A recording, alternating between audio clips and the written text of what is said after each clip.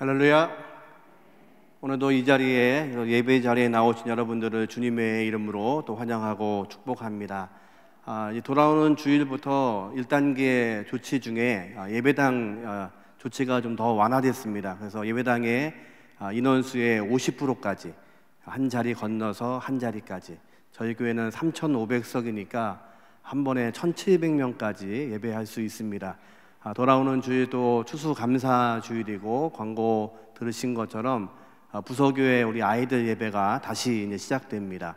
함께 기도해 주시고 또 총동원해서 이 추수감사 주일 한 해 동안 참 많이 어려운 것도 많았지만 또 우리의 감사의 제목들도 찾으셔서 함께 예배하며 기쁨으로 나올 수 있는 시간들이 되시기를 원합니다.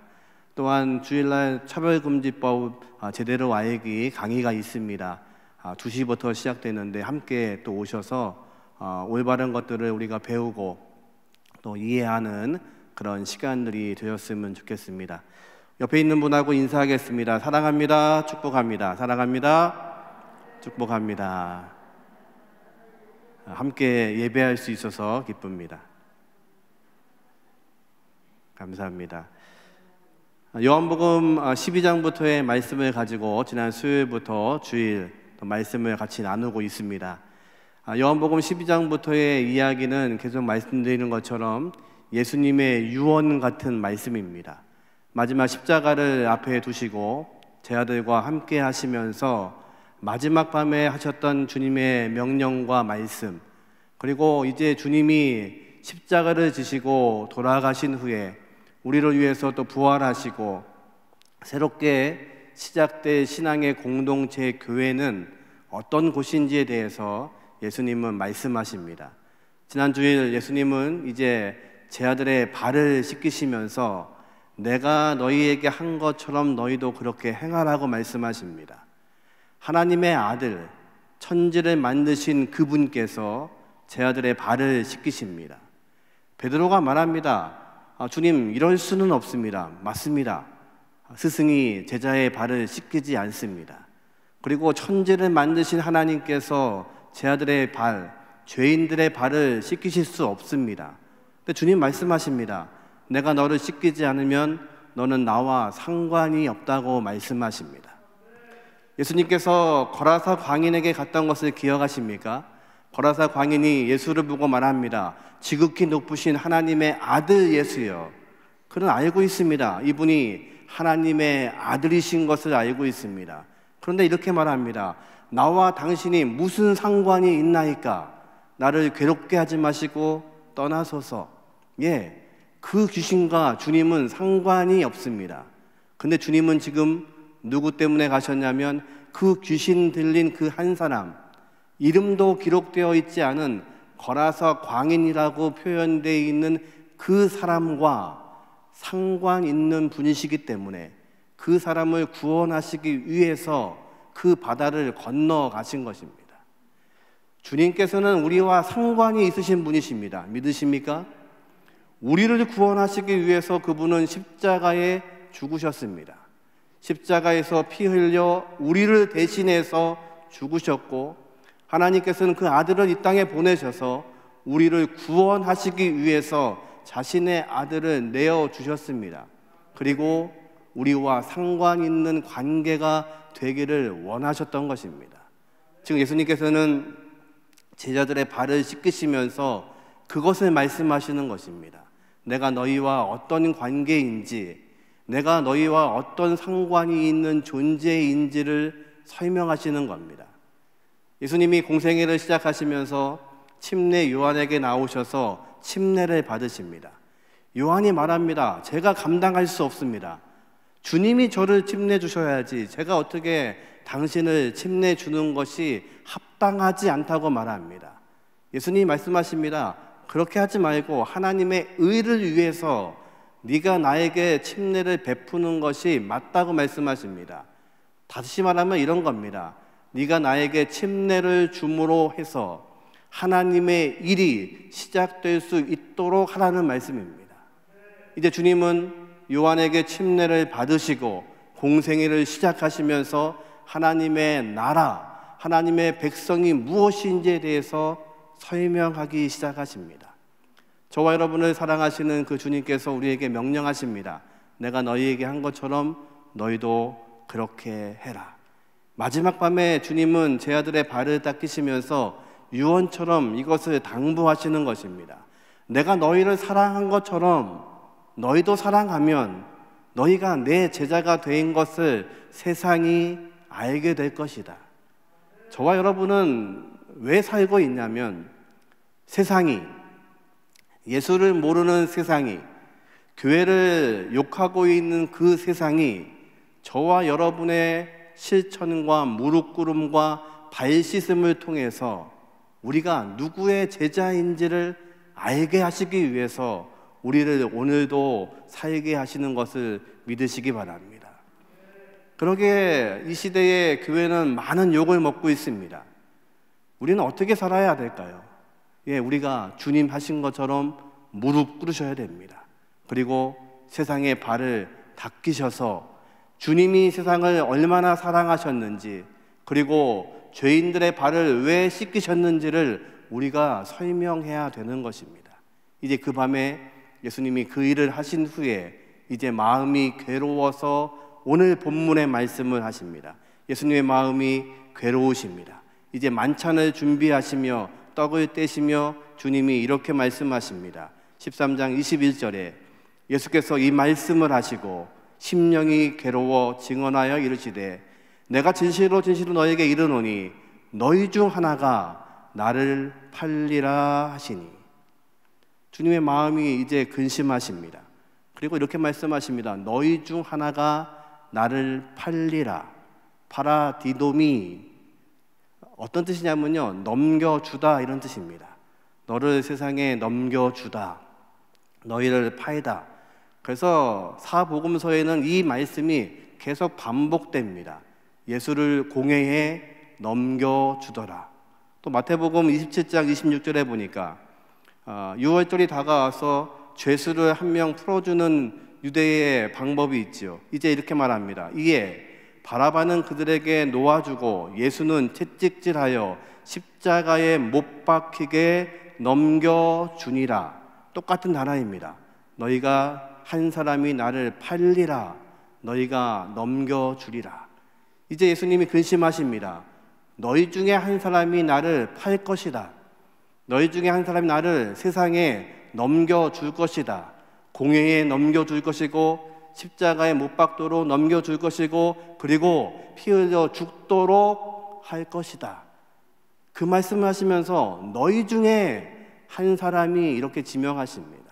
너희 중에 한 사람이, 물론 이 본문에는 유다를 말씀하시는 겁니다. 근데 유다만 예수를 팔 생각을 가졌을까요? 다시 얘기해서 예수를 믿고 있는 이 우리의 모든 사람들 가운데 유다만 예수를 팔고 있는지, 아니면 우리가 예수를 믿고 있다고 하면서도 우리가 예수를 팔고 있지는 않은지, 예수를 세상에 팔아먹고 있지는 않은지, 아니면 예수의 이름으로 내가 잘 되려고 하지는 않는지, 예수님을 마치 주술사의 도구처럼 주님만 의지하고 예배하고 기도하면 주님이 다 들어주시는 것처럼 예수를 팔고 있지는 않은지, 이 명령은 유다만 말씀하시는 것이 아니라 지금 예수를 믿고 있다고 하는 모든 신앙의 공동체에게 예수님이 근심하며 질문하시는 겁니다. 너희 중에 한 사람이 나를 팔리라. 나를 세상에 넘겨주리라. 대전에 있는 어떤 연구소에 신우회를 한 5년 동안 예배일을 인도한 적이 있습니다. 처음에 부탁을 받고 갔더니 부탁 요건이 이렇습니다. 신우회 예배를 매주 드리는데 저희는 시간이 딸이 없어서 점심시간에 예배를 드립니다. 12시에 모여서 예배를 하고 간단하게 식사를 김밥으로 하고 1시까지 마쳐야 됩니다. 그 얘기는 설교가 짧아야 된다는 얘기입니다. 11명을 모셨는데 설교가 길어서 항상 점심 먹을 시간이 없었던 거죠. 설교가 짧다는 얘기를 듣고 저를 초청한 겁니다. 첫날 가서 예배를 드렸습니다. 다 모이니까 12시 한 10분쯤 되죠. 각 부서에서 모여야 되니까요. 그리고 찬양을 하고 말씀을 짧게 나누고 그리고 준비된 김밥을 먹었습니다. 1시가 가까우는데 일어서려고 하니까 목사님 차 한잔 하고 가시죠. 1시까지 들어가셔야 되는 거 아니에요? 그랬더니 그 대표가 그럽니다. 예, 원래 1시까지인데 우리 수장님이 예수 믿는 분이에요. 그래서 한 1시 반쯤 올라가도 돼요. 그런데 문제는 우리 시설과장이 굉장히 까다로워서 뭐라고 해요, 맨날. 왜 1시까지 강당 안 비우냐고 뭐라고 하는데 그 사람만 예수 믿으면 되는데 마음이 불편했습니다. 예수를 팔아먹고 있는 거죠. 예배 드리겠다고 20분 일찍 내려오고 예배 드렸다고 30분 늦게 올라가면 다른 직원들은 다 근무하고 있는데 예수 믿는 신우의 사람들이 예수를 팔아먹고 있는 거죠. 그날은 말을 못했습니다. 그 다음 주에 갔는데 설교를 10분만 했습니다. 의도는 빨리 밥 먹고 올라가라는 의도였습니다. 근데 놀라운 것은 설교를 20분 해도 끝나는 시간은 1시 반, 설교를 10분 해도 끝나는 시간은 1시 반, 여전히 1시 반입니다. 네 번째 주 되는 주에 다시는 안 올 결심을 하고 설교를 했습니다. 여러분들이 예수를 팔아먹고 있습니다. 이스라엘 백성이 요단강을 건널 때에 요단강 강바닥에서 돌들을 취했습니다. 그리고 요단 강바닥에 12개의 돌을 쌓았고 그 돌을 취하다가 길갈에 쌓아서 기념비를 만들었습니다. 그리고 이게 뭐냐고 물으면 후손들에게 하나님께서 우리를 인도하셨던 기념비라고 말하라고 했습니다. 다시 말하면 우리에게는 그것이 십자가입니다. 그런데 우리가 예수를 팔아먹고 있으면 안 됩니다. 여러분들 예수님 팔아먹고 있습니다. 그리고 선물로 다시 안 올 거니까 탁상용 십자가를 하나씩 선물했습니다. 그리고 여러분 책상에 올려놓으시고 십자가 부끄럽지 않도록 우리 합시다. 밥도 안 먹고 왔습니다. 안 부를 거니까요. 또 연락이 왔습니다. 와주시라고. 그 주부부터 몇 시에 모이냐면 12시 15분에 모여서 12시 50분에 끝냅니다. 급하게 밥 먹고 그리고 올라가서 10분 전에 자기 자리로 복귀하는 겁니다. 한 달 뒤에 그 까다로웠던 시설 과장님 예배에 나오셨습니다. 그분 어느 교회 집사님이셨습니다. 근데 예수 믿는 것들이 모여서 시간 지키지 않는 걸 보고 마음이 불편했던 겁니다. 그래서 매일 얘기한 겁니다. 왜 니들 시간 안 지키냐? 예배하는 거 좋은데 1시에 복귀해야지. 문 잠근다. 근데 한 번도 안 듣던 애들이 변한 겁니다. 저와 여러분이 예수를 팔아먹고 있지 않는지 기억해야 됩니다. 하나님께서 아브라함에게 100세에 얻은 아들을 이제 바치라고 명령하십니다. 아브라함이 믿음을 가지고 이삭을 향해서 칼을 듭니다. 그리고 그 칼로 아들을 찌르려는 순간에 하나님이 그를 말리십니다. 그리고 말씀하십니다. 이제서야 네가 나를 경외하는 것을 내가 알았노라. 그리고 말씀하십니다. 옆에 숯불에 걸려있는 순양을 보여주십니다. 그리고 순양을 하나님께 드림으로 하나님께 예배를 드립니다. 무슨 얘기를 하고 계시는 거냐면 하나님은 아브라함을 부르셨습니다. 아브라함의 집안은 아시는 것처럼 우상을 만드는 집안이었고 그곳에 아브라함이 남아 있었으면 잘 나가는 인생을 살 수 있었습니다. 당시에 우상을 만드는 것은 대단히 돈이 되는 직업입니다. 그것을 유업으로 물려받으면 아브라함은 잘 살 수 있었는데 하나님이 그를 부르셨습니다. 어디로 가라고도 말씀하지 않으십니다. 아브라함은 그 믿음에 순종해서 광야 벌판까지 나왔습니다. 조카 롯은 헤어져서 갈 때에 에덴같이 보이는 소돔과 고모라를 선택했고 아브라함은 광야에 남아 있습니다. 그리고 약속하신 아들을 주셨는데 하나님이 어느 날 그 아들을 바치라고 말씀하십니다. 이해할 수 없습니다. 그런데 아브라함의 믿음은 하나님이 주신 아들 바치면 하나님이 다시 주실 것을 믿는 것입니다. 그리고 하나님 앞에 나아가는 겁니다. 하나님이 우리에게 어떤 일을 하시는지에 대해서 이 본문의 같은 단어를 가지고 사도 바울은 이렇게 고백합니다. 로마서 8장 32절 같이 한번 읽습니다.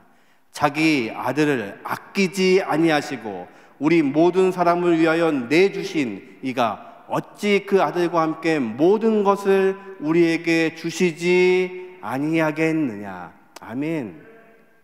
지금 유다는 예수를 팔려고 합니다. 예수를 세상에 넘기려고 합니다. 근데 사도 바울은 말합니다. 우리를 위하여 내어주신 그분이, 자신의 아들까지 내어주신 그분이 아들과 함께 모든 것을 더해주시지 않으시겠느냐. 이게 믿음입니다. 우리의 믿음은 우리를 위해서 내어주신 분이 계십니다. 하나님께서 우리를 위해서 자신의 아들을 내어주셨습니다. 그 아들을 내어주셔서 저와 여러분 대신해서 십자가에 죽게 하심으로, 대속제물로 죽게 하심으로 우리를 구원하셨습니다. 근데 예수님은 지금 근심하십니다. 너희 중에 한 명이 나를 팔리라, 세상에 넘겨줄 것이다. 똑같은 단어인데 사도 바울은 말합니다. 우리 하나님은 우리에게 내어주시는 분이시다. 기억하십시오. 우리는 예수를 파는 자들이 아닙니다. 예수를 파는 것이 아니라 예수께서, 하나님께서 우리에게 내어주신 그 아들로 인해서 우리는 오늘도 살아가는 하나님의 백성인 것을 믿으시기 바랍니다. 주님은 이제 마지막 이 밤에 제 아들의 발을 씻기시고 계십니다. 그런데 근심해서 말씀하십니다. 너희 중에 한 사람이 나를 팔 것이다.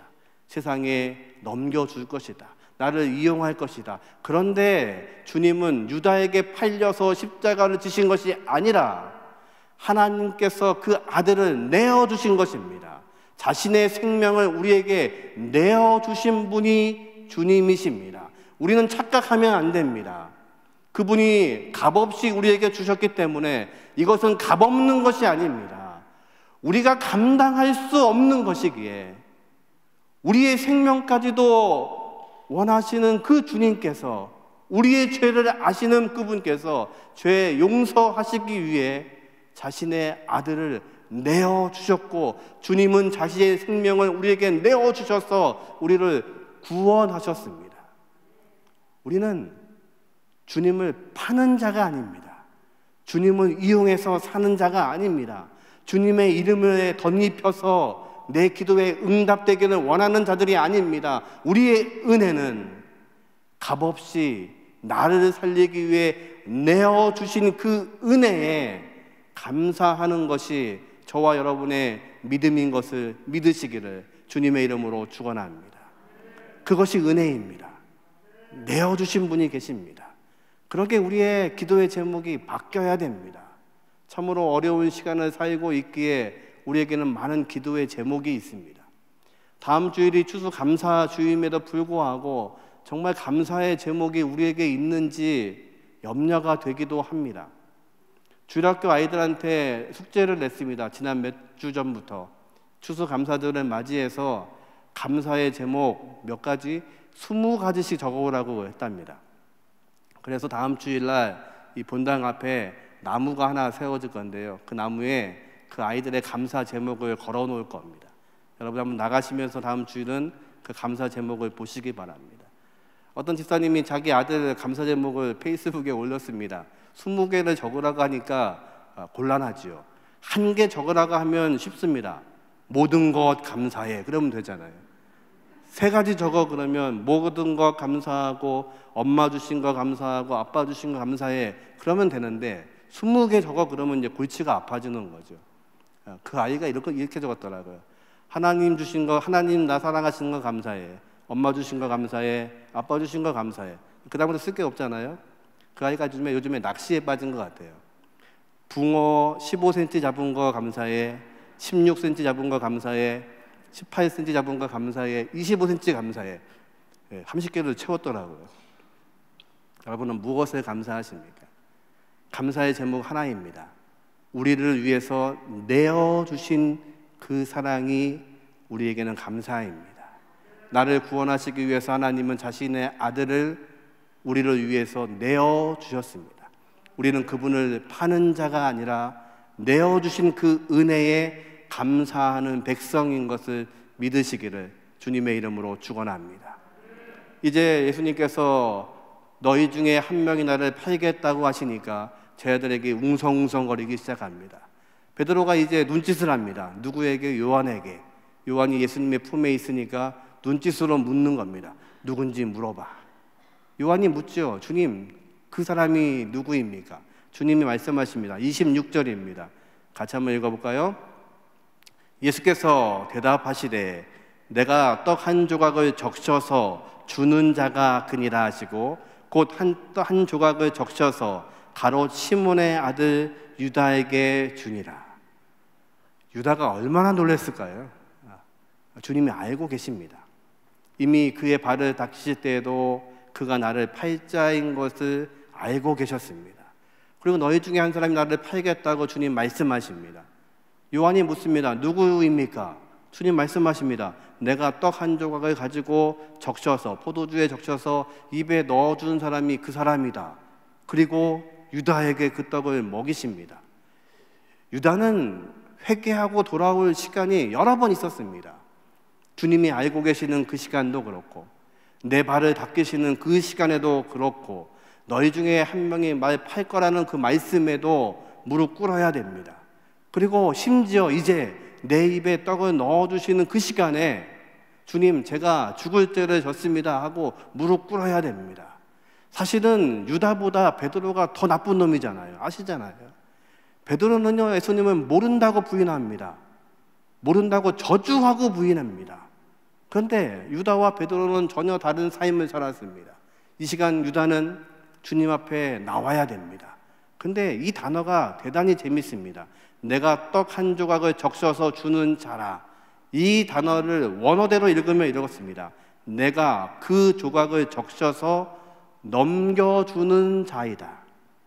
똑같은 단어를 쓰십니다. 너희가 나를 팔리라. 넘겨주다. 내가 이 떡을 가지고 너에게 넘겨주는 자가 그 사람이다. 내가 너희를 위해서 내어준 자니라. 똑같은 단어를 사용하시는 겁니다. 무슨 얘기냐면 이 마지막 순간에도 예수님은 유다에게도 자신의 살과 떡을 먹이시는 것입니다. 만찬을 준비하시면 예수님이 뭐라고 하십니까? 이 떡은 나의 살이요 이 피는 내가 너희를 흘릴 피니라. 그 말씀을 하시고 이 만찬을 하시는 것입니다. 그 살을 떼어서 피에 묻힌 포도주를 가지고 유다의 입에 넣어주십니다. 무슨 말씀입니까? 유다까지도 내가 내 살과 피를 다해서 내어준 존재라는 것입니다. 그런데 유다는 그 조각을 받고도 회개하지 않습니다.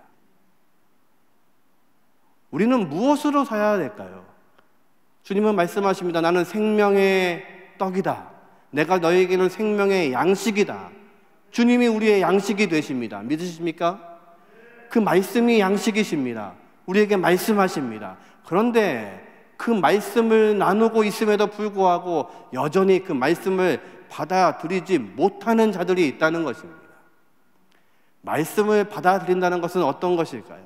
우리가 잘 아는 말씀을 한 구절 같이 읽어보겠습니다. 갈라디아서 2장 20절 다 암송하시지만 자막을 보시면서 빨간 글씨를 유념해서 천천히 한번 읽어보겠습니다. 같이 읽습니다.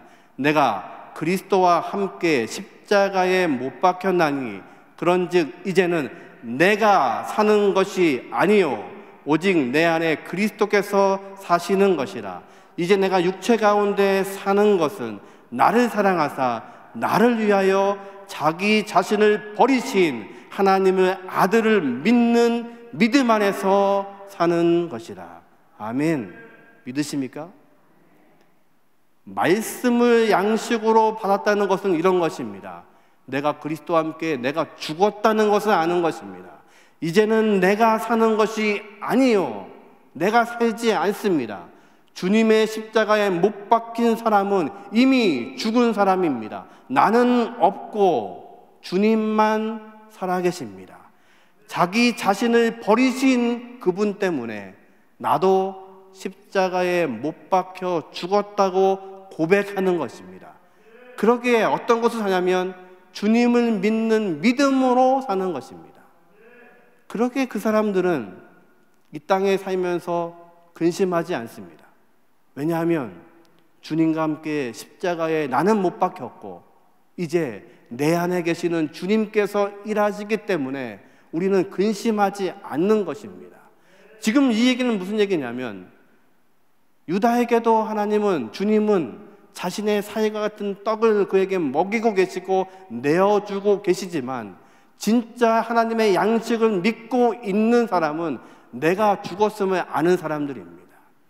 주님이 십자가에 죽으실 때 주님의 십자가에 나도 죽어야 됩니다. 나도 죽은 사람이 바로 주님의 양식으로 살아가는 사람들입니다. 그렇지 않으면 주님이 그 떡을 떼어 주셔도 그것은 아무런 가치 없는 조각에 불과합니다. 양식이 아니라 조각으로 살아가는 것입니다. 양식이 아니라 내 능력으로 살아가는 것입니다. 여전히 하나님의 말씀으로 살지 않고 그 말씀 가운데 내가 필요한 것만 잘라서 조각으로 사는 겁니다. 하나님의 말씀이 능력 있다고 말씀하시는데 말씀대로 믿지 않고 내 지식을 동원해서 말씀을 조각조각 내는 것입니다. 그리고 필요한 것은 먹고 필요하지 않는 것은 뱉어내는 것입니다. 유다에게도 주님은 그 떡을 적셔서 그 조각을 입에 넣어주셨습니다. 그러나 아직도 그는 지금 이것이 무엇인지를 알지 못합니다. 그리고 여전히 자기 생각, 자기 머릿속에 들어있는 마귀가 시키는 그 짓을 감당하려고 나아가는 겁니다. 여러분, 신앙은 무엇입니까? 하나님께서 우리에게 허락하신 그 말씀대로 순종하는 것입니다. 말씀대로 살아가는 것입니다. 예수님이 부활하신 후에 제자들을 찾아오십니다. 그리고 주님이 그들과 함께 하십니다. 도마가 그 자리에 없었습니다. 도마가 있는 어느 날 다시 예수님이 오셨습니다. 도마가 말합니다. 예수님의 손에 난 못자국 내가 만져보지 않으면, 옆구리의 창자국 내가 만져보지 않으면 나는 못 믿겠다. 주님이 허락하신 것들을 다 같이 공유했던 그들조차도 나는 못 믿겠다는 것입니다. 주님이 도마도 있는 그날 등장하십니다. 그리고 말씀하십니다. 와서 내 손의 못자국을 만져봐라. 내 창자국을 만져봐라. 그때 아마도 도마는 그랬을 겁니다. 아, 그 주님의 손, 그 마지막 밤에 우리의 발을 씻기셨던 그 주님의 손, 그것이 그에게는 평생에 잊을 수 없는 장면이 되어서 이제 그 말씀대로 순종하며 인도의 성자로, 순교자로 그는 살게 됩니다. 저와 여러분의 은혜는 무엇입니까? 하나님 우리에게 말씀하십니다. 그분이 우리의 영의 양식이라고 말씀하십니다. 그러면 그 양식을 그대로 받으시는 겁니다. 그 말씀대로 사시는 것입니다.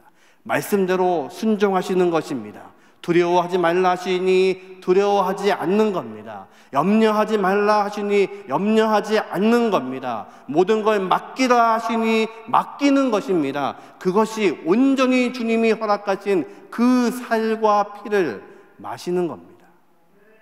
유다는 그렇게 하지 못하고 있습니다. 그렇게 할 수 없는 겁니다. 이제 27절에 같이 읽습니다. 조각을 받은 후 곧 사단이 그 속에 들어간지라. 이에 예수께서 유다에게 이르시되 내가 하는 일을 속히 하라 하시니, 조각을 받은 후에 사단이 그의 속에 들어갔다고 합니다. 그런데 원어에는 이렇게 되어 있습니다. 그 조각과 함께 사단이 유다의 속에 들어갔더라. 무슨 말이냐면요, 사단이 조각처럼 되어서 들어갔다는 말입니다. 말씀을 말씀대로 받지 않고 그것을 조각낸 것입니다. 이 조각난 사건 똑같은 단어를 쓴 곳이 있습니다. 마태복음 15장에 예수님께서 가나안 한 여인이 예수님께 찾아옵니다. 그리고 엎드리죠. 자기 딸이 귀신 들렸습니다. 주님, 이 딸을 낫게 해주십시오. 주님이 보통 같으면 그 말씀을 듣고 이행하시는데 그날따라 제 아들을 가르치기 위해서 시험하십니다. 뭐라고 하시냐면, 나는 유대인의 양들을 위해서 왔다. 나는 너에게 그렇게 할 수 없다고 말씀하십니다. 그리고 말씀하십니다. 자녀의 떡을 개한테 던지는 주인은 없다. 이 여인은 개 취급한 겁니다. 그러면 이 여인이 가야 되는데 뭐라고 하냐면, 맞습니다, 주님. 맞습니다. 그렇지만 그 개들도 주인 상에 떨어지는 부스러기, 그 조각, 예수님이 유다의 입에 넣어주신 조각 같은 단어입니다. 조각을 먹습니다. 그 부스러기를 먹습니다. 주님 말씀하십니다. 이 여인의 믿음이 크도다. 지금 이 여인을 시험하신 게 아니라 제 아들에게 말씀하신 겁니다. 유대인들에게만 복음 전해야 된다고 믿고 있는 제 아들에게 어떤 것이 하나님의 말씀인지를 가르치고 있는 것입니다. 이 여인은 부스러기조차도 하나님의 온전한 말씀으로 받아들이고 있습니다. 주님이 말씀하십니다. 너의 믿음이 크도다. 그리고 그 딸을 고치십니다. 저와 여러분에게 믿음은 무엇입니까? 예수님은 오병이어의 기적을 행하십니다. 요한복음 12장까지의 7가지 놀라운 기적들을 기록하고 있습니다. 그 중에 하나가 오병이어의 기적입니다. 오병이어의 기적을 베푼 후에 많은 사람들이 예수를 따라오기 시작합니다. 주님이 말씀하십니다. 저들은 지금 배가 부른 고로 나를 찾고 있다고 말씀하십니다. 그들이 찾고 있는 양식은 영원한 양식, 주님의 말씀이 양식이어야 되는데 저들은 지금 배가 부르니까, 오병이어로 배가 불러지니까 나를 왕 삼으려고 하고 나를 쫓고 있다는 것입니다. 기억하십시오. 하나님의 말씀을 온전히 받아들이지 않고 내 필요에 의해서 받아들이고 있는 자들에 대해서 주님이 경고하고 계시는 것입니다. 유다에게 주님은 그 조각을 넣어주십니다. 온전하신 주님의 말씀과 함께 하고 있습니다. 그런데 유다는 그것을 거부합니다. 어쩌면 우리의 삶 가운데 이 시대에 그리스도인들이 욕을 먹고 있는 이유 중에 하나가 어쩌면 이거인지도 모릅니다. 우리가 주님을 팔고 있습니다. 그리고 우리의 이익만 추구하고 있습니다. 주님이 주시는 떡만 관심이 있습니다. 주님 주시는 그 복만 관심이 있습니다. 내 자녀가 잘 되는 것만 관심이 있습니다. 내 사업이 잘 되는 것만 관심이 있습니다. 주님 말씀하십니다. 너희가 배부르기 때문에 나를 쫓아오고 있다. 그런 사람들을 예수님은 무리라고 불렀습니다. 그런데 그 무리 가운데서도 주님의 말씀에 순종하고 있는 사람들을 예수님은 제자라고 부르셨습니다. 제자와 무리는 다릅니다. 무리는 가서 예수님이 떡 주시면 떡 먹고 밥 주시면 밥 먹고 배불러주면 앉아 있으면 됩니다. 제자는 그렇지 않습니다. 그 말씀이 무엇인지를 알고 말씀대로 사는 것이 제자입니다. 대흥의 모든 가족이 무리가 아닌 제자가 되시기를 주님의 이름으로 축원합니다.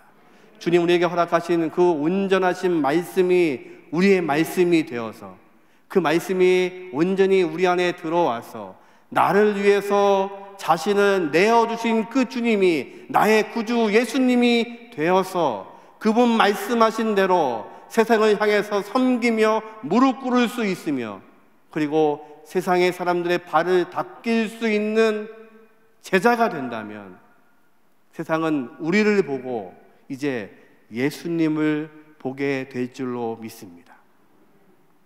여러분은 요즘에 무엇으로 사십니까? 오늘 2가지의 이야기를 했습니다. 예수님을 파는 자가 아니라 예수님이 허락하신 내어주신 은혜로 살아야 하고 또 우리에게 주신 하나님의 양식, 하나님의 말씀대로 순종해야 되고 그것이 조각이 아니라 우리의 양식이 되어야 됩니다. 이제 마지막 절에 내일을 속히 하라는 그 말에 유다가 뛰쳐나갑니다. 13장 30절입니다. 같이 읽죠. 30절 유다가 그 조각을 받고 곧 나가니 밤이 일어라. 이제 유다는 그 말씀을 받고도 그 조각을 받고도 그 밤중에 어두움 속으로 뛰쳐나갑니다. 2 종류의 인생이 있습니다.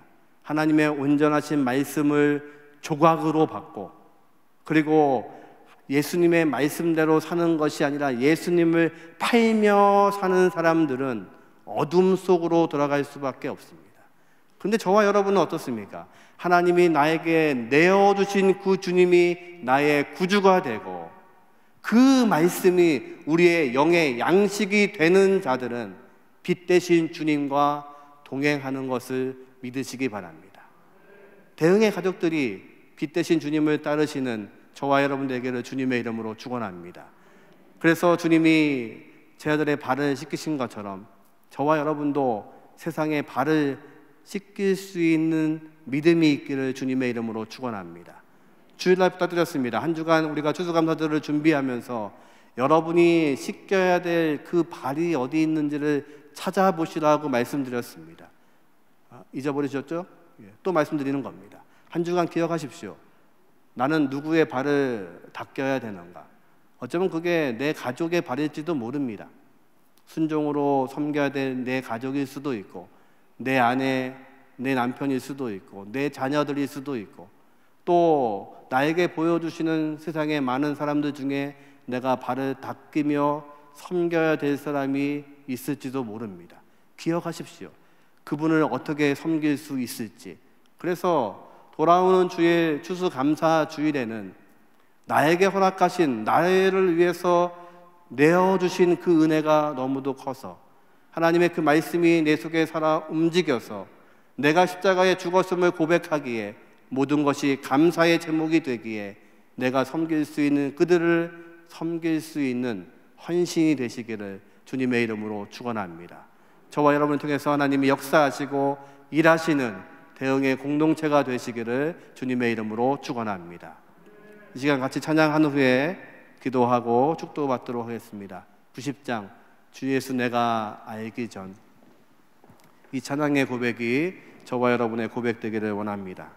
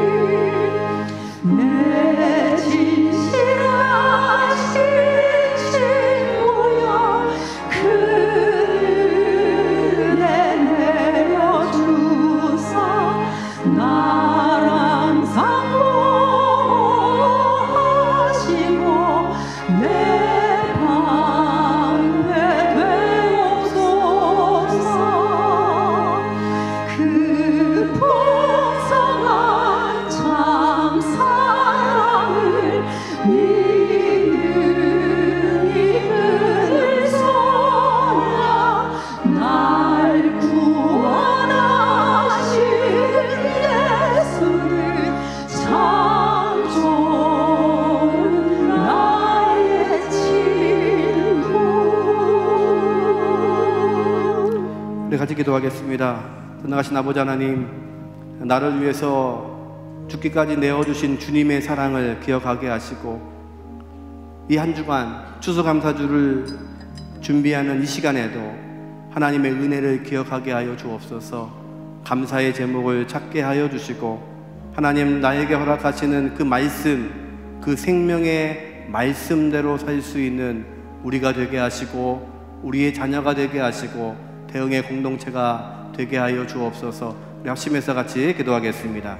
끝나신 아버지 하나님 감사합니다. 우리와 함께 해주신 거 은혜 감사합니다. 아버지 하나님 우리와 함께 하시고 은혜 허락하신 귀한 은혜를 보게 하여 주옵소서. 우리를 위해서 내어주신 그 사랑을 기억하게 하시고 하나님의 놀라우신 사랑 가운데 서게 하여 주옵소서. 그 사랑 때문에 우리가 살 수 있음을 고백하게 하여 주옵소서. 우리를 값없이 내어주신 그 사랑 가운데 우리가 충성하게 하여 주시고 그 말씀에 순종할 수 있는 우리가 될 수 있도록 은혜를 더하여 주옵소서. 우리의 공동체가 하나님 말씀대로 순종하며 주님 명령대로 순종하며 무릎 꿇게 하여 주시고 세상에 발을 씻길 수 있는 대응의 공동체가 될 수 있도록 은혜를 더하여 주옵소서. 인도하여 주옵소서. 새롭게 하여 주옵소서.